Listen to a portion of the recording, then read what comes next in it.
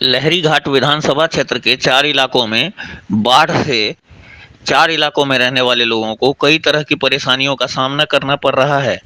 लहरी घाट के पूर्व विधायक अब्दुल कासिम के बेटे और असम प्रदेश कांग्रेस कमेटी के सचिव अनवर हुसैन ने आज भूरा गांव के 4 इलाकों की परिस्थितियों का निरीक्षण किया है।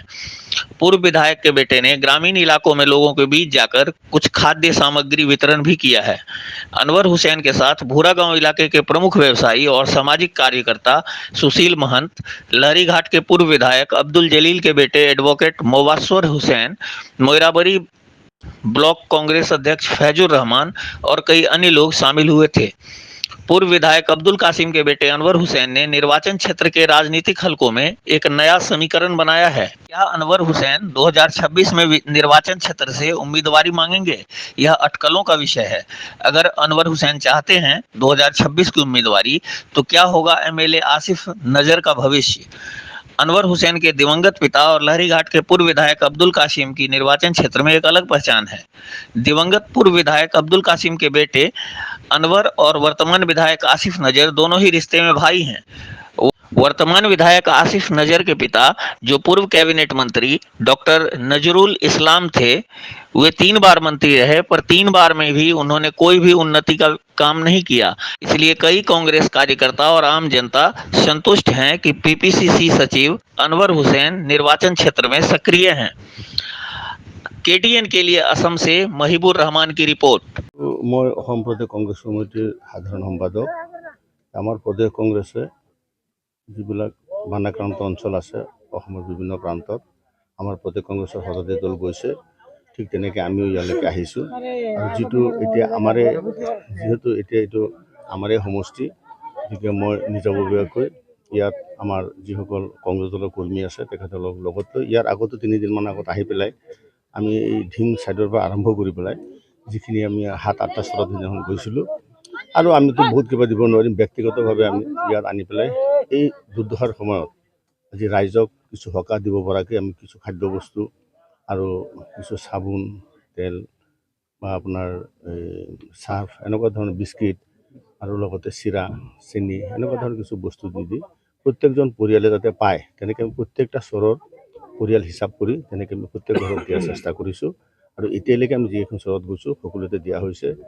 এতিয়া কথাটো হ'ল যে আমাৰ ইয়াত যিসকল চৰবাসী আছে তেওঁলোক বানাক্ৰান্ত অঞ্চলৰ মানুহ, তেখেতসকলৰ লগত আমাৰ আলোচনা কৰিছোঁ। তেখেতসকলে এটা কথাই কৈছে যে ইয়াত মৰিগাঁও জিলাৰ ফালৰ পৰা মানে কিঞ্চিত পৰিমাণৰ এটা দিয়া হৈছে ৰিলিফ দিয়া হৈছে।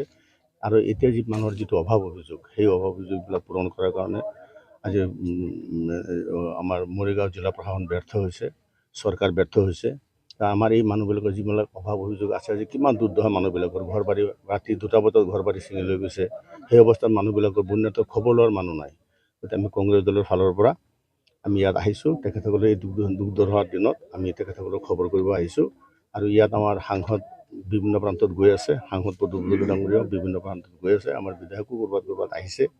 সেই হিচাপে আমি প্ৰদেশ কংগ্ৰেছৰ ফালৰ পৰা বন্যাৰ্থসকলক কিছু সাহায্য আগবঢ়াই কিছু সকাহ দিয়াৰ কাৰণে চেষ্টা কৰিছোঁ। সেইটো নহয়, কথাটো হৈছে তেওঁলোকে মানে যিখিনি দৰকাৰ প্ৰয়োজন সাপেক্ষে তেওঁলোকে সাহায্য বিতৰণ কৰাত ব্যৰ্থ হৈছে।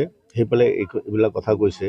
স্বাধীনতাৰ পক্ষৰ পৰা বেছিভাগ সময় কংগ্ৰেছ দলে শাসন কৰিছে, গতিকে বন্যাত্মৰ কি অৱস্থা হয়, এনেকুৱা সংকটত এই বানপানীৰ সময়ত থাকে, সেই কথাটো আমাক বিজেপি দলে বুজাই দিব নালাগে, আৰু মুখ্যমন্ত্ৰী ডাঙৰীয়ে আমাক বুজাই দিব নালাগে। সেইখিনি আমি বুজি পাওঁ।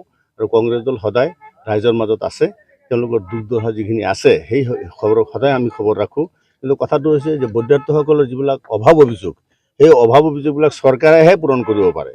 গতিকে আমি যিহেতু বিৰোধী দলত আছোঁ, সেই হিচাপে আমাৰ কংগ্ৰেছ দলৰ ফালৰ পৰা আমি যিখিনি পাৰোঁ চেষ্টা কৰিছোঁ যে এই সময়ত এই বিপদৰ সময়ছোৱাত তেখেতসকলৰ ওচৰত থিয় হৈ পেলাই অন্ততঃ অন্য কোনো হ'লে তেওঁলোকৰ দুৰ্দশাৰ বুজ লৈ পেলাই কিছু সান্তনা দিবলৈ সক্ষম হৈছোঁ। নাই, তেওঁলোকে যিটো কৰিছে এইটো মুছলমান সম্প্ৰদায়ৰ বুলি নহয়, তেওঁলোকেতো বহুত কথাই কৈছে, কিন্তু আমি কংগ্ৰেছ দলে আমি নস্যাৎ কৰিছোঁ। আমি কৈছোঁ আমি বিৰোধিতা কৰিছোঁ, কাৰণ এই আইন যদি তেওঁলোকে বাতিল কৰে কি উপকাৰ হ'ব তেওঁলোকে আগতে কওক আমাক।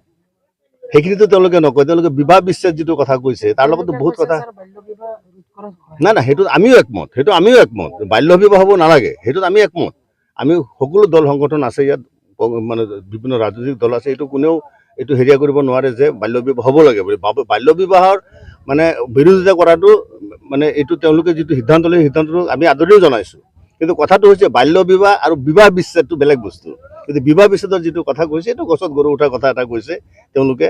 কিন্তু কথাটো হৈছে যে আমাৰ এই বন্যাৰ্ত যিসকল লোক আছে এইবিলাক ধৰ্মীয় সংখ্যালঘুৰ মানুহ, হয়নে নহয়?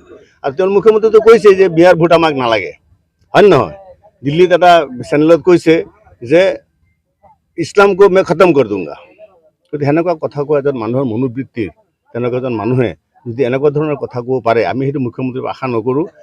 তেখেত যিহেতু অসমৰ মুখ্যমন্ত্ৰী, গতিকে তেওঁ সকলো সম্প্ৰদায়ৰ মুখ্যমন্ত্ৰী, তেওঁ প্ৰতিনিধিত্ব কৰি আছে অসমৰ। গতিকে আমাৰ এইটো এটা অনুৰোধ থাকিব যে তেওঁ এনেকুৱা মানে ধৰক বিভাজনৰ সৃষ্টি নকৰি সকলো সম্প্ৰদায়ৰ লোকক মুখ্যমন্ত্ৰী হিচাপে তেখেতক মই অনুৰোধ জনাইছোঁ যে সকলোকে সমান চকুৰে চাব লাগে। কথাটোৰ উত্তৰটো পাব যে স্বাধীনতাৰ পৰা আৰম্ভ কৰি যেতিয়া আপোনালোকে চায় যে জনসংখ্যা কেনেকৈ বৃদ্ধি পাইছে, তেতিয়া উত্তৰটো ওলাই পৰিব। গতিকে তেখেতে যিবিলাক কথা কৈছে, মই মানে মুখ্যমন্ত্ৰী হিচাপে আমি তেওঁৰ পৰা এইটো আশা নকৰোঁ। আজি আমি যিহেতু বিৰোধী দলত আছোঁ, কিন্তু তেওঁতো আমাৰো মুখ্যমন্ত্ৰী। গোটেই অসমৰ যেতিয়া প্ৰতিনিধিত্ব কৰিছে তেতিয়া তেওঁ গোটেই অসমৰ মুখ্যমন্ত্ৰী আমাৰ সকলো সম্প্ৰদায়ৰ মুখ্যমন্ত্ৰী। গতিকে তেখেতক আমি সদায় এটাই অনুৰোধ জনাওঁ যে আপুনি মুখ্যমন্ত্ৰী হিচাপে অন্ততঃ আমাৰ সকলো মানে জাতি ধৰ্মৰ মানুহক একেলগে আপুনি ৰাখি পেলাই একেটা মানে ছাতিৰ তলত ৰাখি পেলাই আপুনি অসমখনক চলাই যাওক, তাৰে আমি আশা কৰোঁ। কথাটো হৈছে যে আপুনি সুধিছে যেতিয়া কথাটো, তাৰমানে আমাৰ ধিং সমষ্টিত মই এনেই মানে এবাৰ প্ৰাৰ্থী হৈছিলোঁ তাত, এতিয়াও মই তাতে কাম কৰি আছিলোঁ। কিন্তু যিহেতু ডিলিমিটেশ্যন হৈছে, ডিলিমিটেশ্যন হোৱাৰ পিছত আমাৰ আধা পাৰ্ট লাহৰীঘাটৰ লগত গুচি আহিছে। গতিকে ইয়াত লাহৰীঘাটৰ যিখিনি মানুহ আছে সেইটো আমাৰ পুৰণা সম্পৰ্ক। আজি ৭৭ চনত মোৰ দেউতা ইয়াত MLA আছিলে, তেতিয়াৰ পৰা যে প্ৰতিনিধিত্ব কৰি আছে, এতিয়া যিসকল জ্যেষ্ঠসকল আছে তেখেতসকলে এতিয়াও কয়, আজিও বহুত কথা আলোচনা কৰিছে। গতিকে মোৰ কথাটো হৈছে যিহেতু মই ধিং সমষ্টিৰ দাবীদাৰ আছিলোঁ, গতিকে লাহৰীঘাট সমষ্টিত যিহেতু আমাৰ এটা আধা অংশ আহি পেলাই ধিং সমষ্টি আধা অংশ আহি পেলাই লাহৰীঘাটত সোমাইছে, গতিকে মই দাবী কৰাটো কোনো অস্বাভাৱিক নহয়। আগন্তুক দিনক মই টিকেটৰ দাবীদাৰ হ'ম।